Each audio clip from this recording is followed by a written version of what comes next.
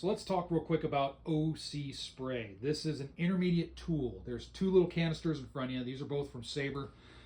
Awesome spray, very effective, and it tends to work really well on most human beings. So first off, OC. This is something that you can use when the situation doesn't quite warrant a deadly force response, whether it be with a blade or a gun or what have you. Not all self-defense situations instantly go to a firearm or a blade. There is that in between, and if you can diffuse it by spraying somebody with OC versus drawing your gun, that's a good thing. That's a very, very good thing. Keep in mind, you need to be well disciplined in the use of this. You need to be knowledgeable. You need to know your local laws and regulations. You need to understand that if you use this on somebody, there may be a lawsuit attached to it. So you got to be ready for that. Some states view OC different than other states. I'm going to tell you right now, if you have something like this, don't just spray it at the onset of any type of confrontation. That's the wrong way to use this. You have to reasonably believe that you're in danger and you feel that you cannot handle that person. This is marketed for that reason. This is marketed to females a lot because of the typically smaller stature. They can't overpower a lot of bigger males easily, so this is kind of an equalizer. You have to be able to articulate, hey, this person's big, or this person attacked me, I wasn't big enough, the person was stronger than me, more trained than me, there was multiple attackers, I had to use this stuff to get away. Stuff like that you have to be able to articulate. You can't just spray at the sign of somebody just getting in your face or somebody saying a bad word to you or something. So I want you to understand that. So right here, these two, I'll kind of go over these two and just kind of give you some hints as far as a good type of OC to carry as far as the canister is concerned. First off, these are both gels. These are the Sabre Red right here.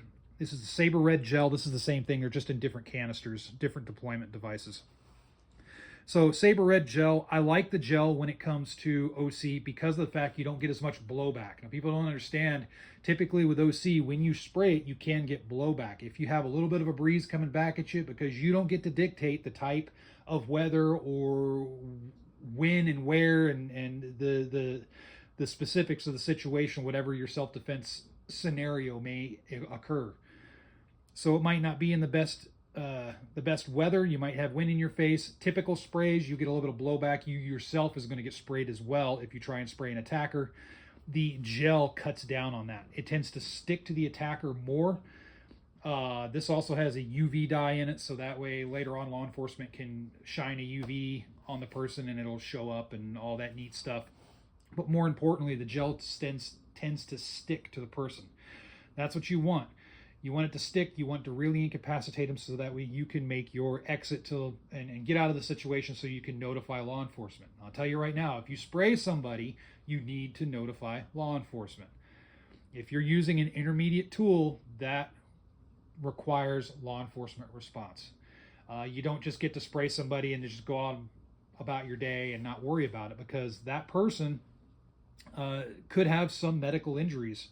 For example, if you spray too close, and it's going to be dependent on the bottle, if you spray too close to somebody, you could cause darting in the eyes. That could really affect their vision. If you happen to hit right on their corneas or whatnot, that's a big thing.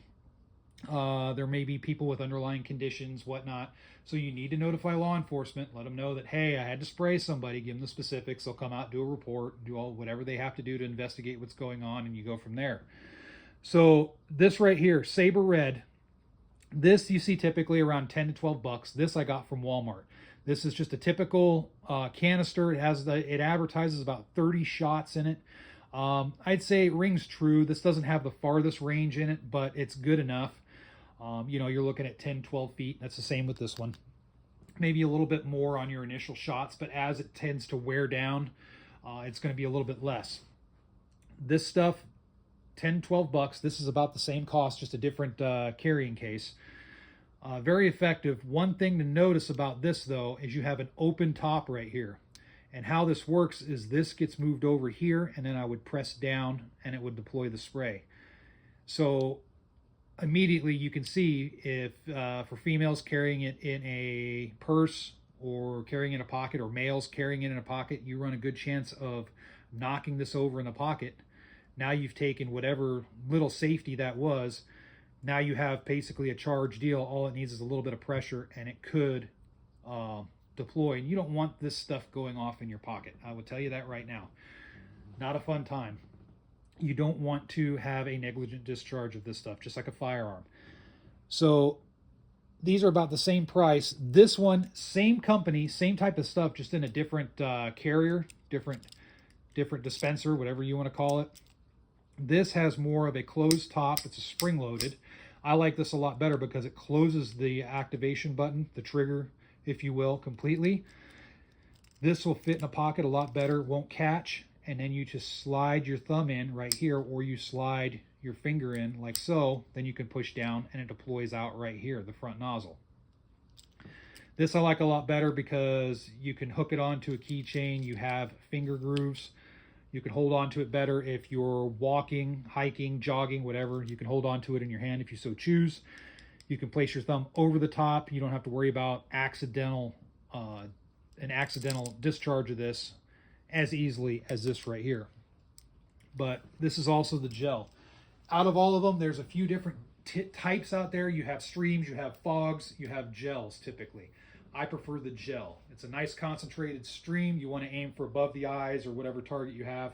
It sticks to the person. That's what you want. The other stuff tends to aerosolize a little bit easier and you get that after effect. For those of you that have ever been sprayed during training or whatnot, you know exactly what I'm talking about. The stuff really sucks. So it's a great tool, and I recommend you using this tool, especially if you're really serious about concealed carry. Look at something like this as an intermediate tool, because not everything requires a firearm. We tend to train that way and go, oh, self-defense, I got to carry a firearm, then I'm good to go. Well, there's a lot more to self-defense and being responsible than just, you know, putting a gun in your pocket or on your hip and calling yourself good to go and just say, oh yeah, if someone bugs me, I'll shoot him. No, you can't do that. That's wrong. Absolutely wrong. It benefits to have tools that you can go to hopefully resolve the situation before it goes deadly, because that is a last resort. You have to avoid that as much as possible. Use any type of resource possible to avoid using deadly force. This is a really good option in my opinion, and it's very plentiful. Seek proper training, understand this stuff, respect this stuff, but make sure, if anything, if you buy this stuff, get a good case that fits your habits well. For just basic carry, if I'm carrying something like this in my hand, I can place my thumb right there, kind of blocking this, and that's fine. I don't have to worry about it. But in a pocket, this moves over really easily. I would worry about an accidental discharge. Sorry, I was off camera there for a second. An accidental discharge, I really don't want that. This would be better. And for those that are really big about fashion, again, they market this to females a lot, so if there's females out there, they have different colors like purple and pink and all that stuff, if that's their jam. So anyway, enough yammering out of me. Feel free to put your thoughts in the comment section below. Don't overlook OC Spray. Make sure to use a reputable company.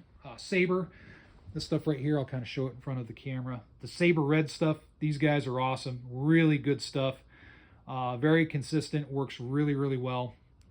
I would say go with this stuff. It's really common. I think there's a couple different brands out there that are as good, but I just have a lot of experience with the Sabre Red stuff, so just stick with that. All right, with that said, thanks a lot for watching, and stay safe out there.